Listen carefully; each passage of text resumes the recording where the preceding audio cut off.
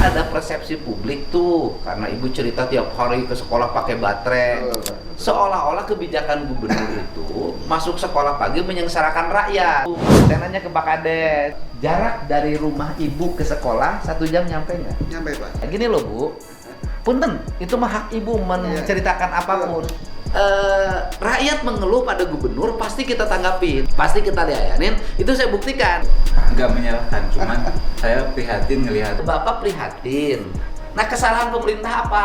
Dunia maya kali ini kembali dihebohkan dengan sebuah rekaman menyentuh hati dari seorang anak sekolah bernama Alifa di pelosok Garut. Dalam video yang beredar, Alifa tampak bercerita tentang perjuangannya meredah gelapnya subuh dan jembatan gantung yang rapuh demi menuntut ilmu. Sontak, ribuan netizen pun bereaksi. Beliau mengundang keluarga Alifa dan juga Bapak Kepala Desa Cikondang ke Lemur Pakuan. Tujuannya apa? Biar masalahnya jelas, nggak ada simpang siur. KDM di sini tampil sangat tenang. Gaya bicaranya santai, tapi setiap pertanyaannya itu langsung ke inti masalah.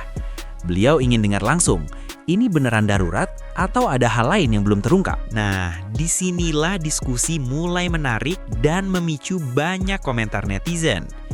Ibu Alifa bercerita kalau anaknya berangkat jam 5 subuh karena takut terlambat dan medan yang gelap. Tapi KDM dengan logikanya yang tajam mulai bertanya soal aturan sekolah. Ternyata sekolah SD di sana masuk jam 7 pagi. KDM pun menghitung jaraknya yang cuma sekitar 2 km lebih sedikit. Enggak, maksud saya gini Kang, maksud saya gini loh. Saya menerima aspirasi, nggak ada masalah. Dikritik boleh, dicaci maki boleh, nggak ada masalah.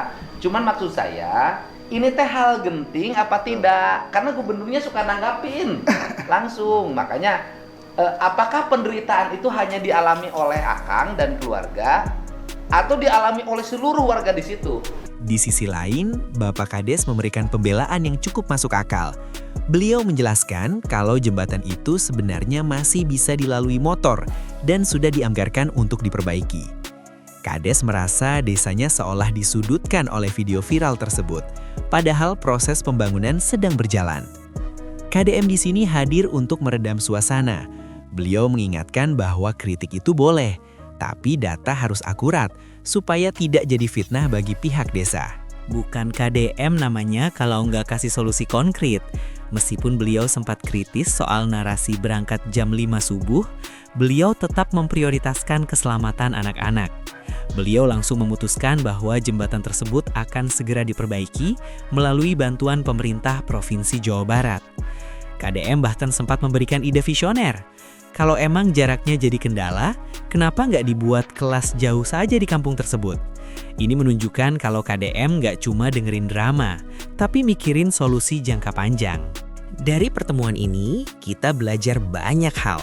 Kita belajar kalau media sosial punya kekuatan besar untuk membawa perubahan. Tapi, kita juga diingatkan oleh KDM untuk tetap jujur dalam menyampaikan informasi. KDM berhasil menyeimbangkan antara keinginan warga yang butuh fasilitas cepat dan keterbatasan birokrasi desa. Akhir ceritanya manis, jembatan akan dibangun dan De Alifa tetap semangat sekolah. KDM sekali lagi menunjukkan bahwa kepemimpinan itu soal mendengar dengan hati, tapi tetap berpikir dengan logika. Dukung terus channel ini dengan cara like dan subscribe. Sampai jumpa di video selanjutnya.